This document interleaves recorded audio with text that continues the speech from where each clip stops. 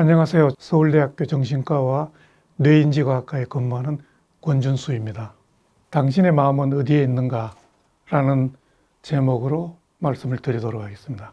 이분은 강박 관련 장애의 일종인데요. 입술을 물어뜯지 않으면 불안해서 견딜 수가 없는 분이었습니다. 그래서 입술을 깨물으면 이제 피가 나고요. 그 다음에 송곳 같은 아주 뾰족한 물건으로 손톱 밑을 찌른다든지 이렇게 함으로써 피를 흘리면 안심이 되고, 그렇지 않으면 좀 불안해지는 소위 이제 강박 관련 비슷한 그런 장애였습니다. 그런데 이제 몇 년에 걸쳐서 약물 치료를 하고 가족 치료 이렇게 다 받았는데 도저히 좋아지지가 않았습니다. 그래서 이제 이분은 뇌에 이제 일종의 정극을 심었습니다. 그래서 이제 머리는 구멍을 뚫어서 그냥 정극을 속에 넣습니다. 정확하게 위치를 잡았어요. 그렇게 해서 이제 피부 밑으로 이렇게 전선을 통과를 시켜서 쇄골 밑에 약간 이제 절개를 해가지고 이 부분에 배터리가 들어 있습니다. 일종의 전원이죠. 그래서 이쪽을 통해서 전류를 흘려주면 결국은 이 정극의 전류가 흐르게 됩니다. 그러면은 그 정극 주위에 있는 신경세포들이 활성화가 되든 또는 억제가 되든 그렇게 함으로써 그 주위에 신경회로의 어떤 기능을 바꾸는 그런 걸 통해서 이제 증상을 좋아지게 합니다. 그래서 이분은 결국 이 치료를 받아서 이제 증상이 좋아졌죠. 이걸 소위 말하는 심부뇌 자극술이라고 해서 DBS라고 합니다. 그 이외에 이제 이 경두계 자기 자극술이라고, 이건 TMS라고 해서 이제 일종의 자기장을 흘려주는 겁니다. 뇌 피질에. 그래서 이렇게 생긴 코일이 들어있는데 여기에 전류를 흘려주면 전류가 흐르면 주위에 이제 자장이 형성이 됩니다. 그러면 뇌 피질 부위의 자장이 이제 신경세포를 활성화시키든지 또 억제를 하든지 이렇게 해서 뇌 기능을 바꾸는 거죠. 최근에 나와 있는 방법 중에 하나가 경두계 직류자극이라고 해서 약한 전류를 흘려줍니다. 음극, 양극이 있으면은 이 두개골 바깥쪽에서 약하게 흘려주면 그게 뇌 이제 피질 쪽을 통과를 하면서 그 피질에 있는 신경세포를 활성화를 하는 것이죠. 이런 거는 결국은 이제 뇌 기능을 바꿈으로써 정신기능, 또 생각, 감정 이런 걸 바꾸는 거죠. 그런데 우리가 오랫동안 소위 이제 고위중추 기능이라고 할 수 있는 생각을 한다든지 또는 감정을 느낀다든지 여러 가지 이런 것들은 우리가 연구하기 상당히 어렵기도 하고 또 과학적 연구의 대상이 아니라고 생각을 했습니다. 17세기, 18세기에 들어서 뇌를 연구를 조금 체계적으로 하기 시작을 했죠.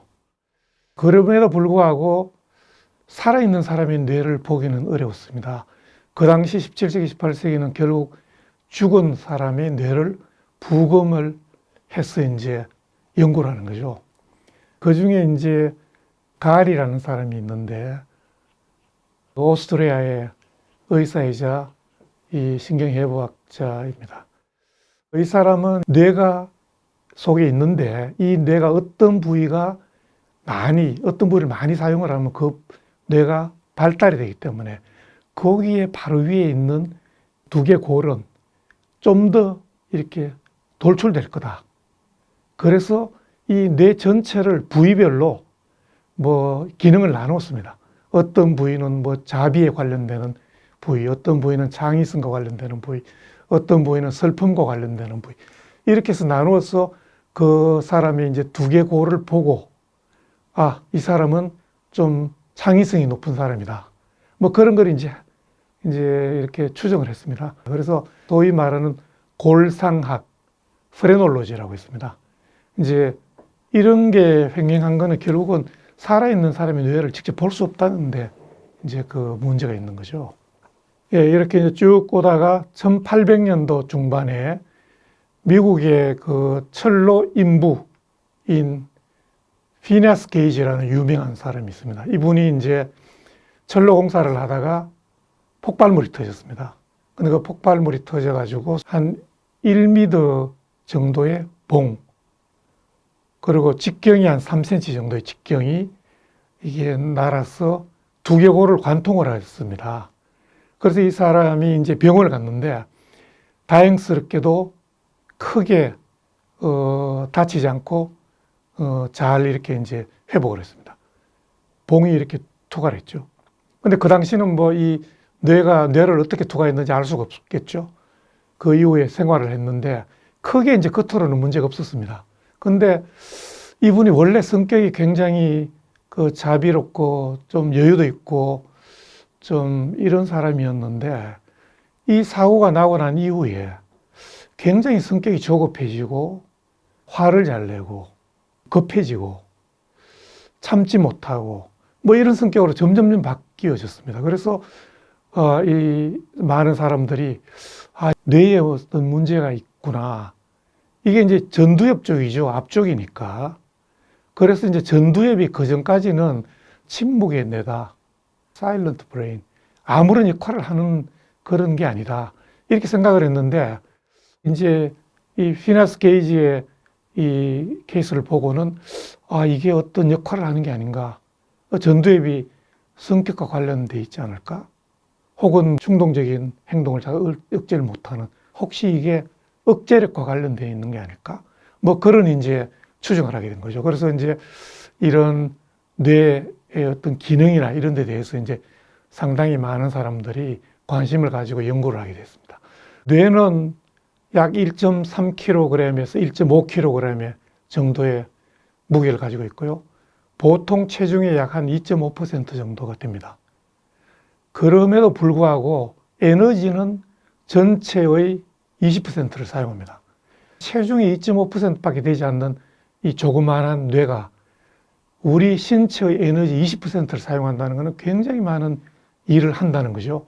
자기 실제로 사용하는 에너지의 거의 뭐 8배 내지 10배를 쓴다는 이야기니까 굉장히 많은 일을 하는 거다. 그렇게 추정을 할 수 있겠죠. 약 1000억 개의 신경세포를 가지고 있고 100조에서 1000조 개의 시냅스를 가지고 있고요. 좌방구, 우방구에 이렇게 양쪽에 방구로 나눠져 있고 대뇌가 전두엽, 그 다음에 이제 두정엽, 척두엽, 후두엽, 크게는 이렇게 나눠져 있습니다. 그리고 이제 여기에 소뇌가 있고요. 이제 척수로 쭉 내려가는 이렇게 되어 있습니다. 그래서 이제 일반적으로 보면은 그냥 척두엽은 뭐 청각과 관련되는 것, 전두엽은 이제 말씀드린 고위중 주기능 또 후각 이런 거와 관련되어 있는 것, 두정엽은 뭐 공각, 지각력, 후두엽은 시각, 소뇌는 뭐 이런 조정 능력, 인지 기능도 조정을 하고 운동 기능도 서로 이렇게 조정을 하는 그런 것, 뭐 이렇게 되게 크게는 이렇게 나누어져 있습니다. 지금 보이는 게 신경세포입니다. 지금 보시면 신경세포에 몸체가 있고요. 축색이라고 해서 이제 쭉 이 정보가 전달이 되는 이제 길이 있고요. 여기 터미널에 도착을 하면 그 다음에 다른 신경세포와 이제 맞닿아 있죠. 근데 이걸 조금 더 확대를 하면 지금 이렇게 되어 있습니다. 요 신경세포에서 바로 신경세포로 직접적으로 맞닿아 있지 않습니다. 간극이 있죠. 그래서 이제 정보가 오면 여기에서 보관되어 있던 신경전달 물질이 분비가 됩니다.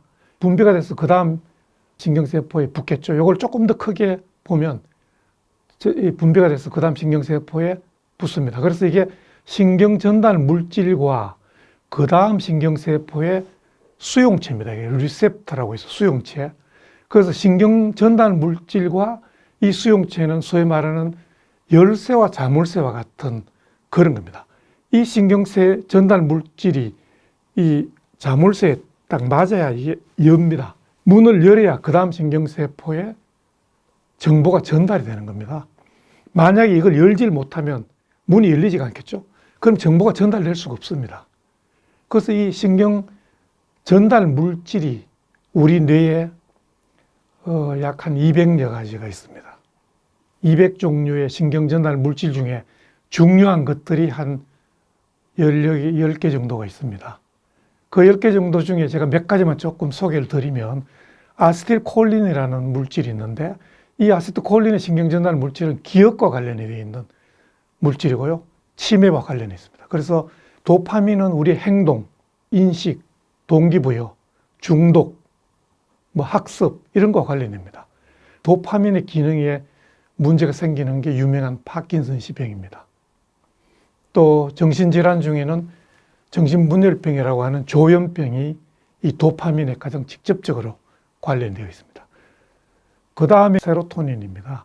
세로토닌이 행복의 신경전달 물질이다 이렇게 말하는 분도 있는데 수면 각성 또 기분과 관련되어 있습니다. 그래서 우울증과 직접적인 관련이 있죠. 글루타메이트도 있고요. 또 노에피네프린, 그 다음에 가바 이런 물질들이 있습니다. 그래서 우리의 신경전달 물질에 의해서 우리의 뇌 기능이 바뀌게 되는 것입니다. 신경전달 물질에 영향을 미쳐서 이 신경전달 물질을 더 많이 전달되게 한다든지 아예 전달이 안 되게 수용체를 막아버린다든지 또는 신경전달 물질의 합성을 많이 한다든지 여러 가지 그런 작용을 해서 우리의 뇌 기능을 바꾸는 이제 그런 게 약물이라고 할 수가 있겠죠. 왼쪽은 인간의 뇌를 현미경으로 본 거고요. 오른쪽은 망원경으로 우주를 본 겁니다. 이 보시면은 거의 비슷하죠. 그래서 인간의 뇌를 과거부터 우주, 대우주에 비교해서 소우주다 이렇게 이야기를 했죠. 그만큼 뇌는 무궁무진한 가능성을 가지고 있는 그런 기관이고 아직도 연구할 그런 내용들이 굉장히 많은 그런 정말 신비에 쌓여 있는 우리 몸의 한 기관으로 생각이 됩니다.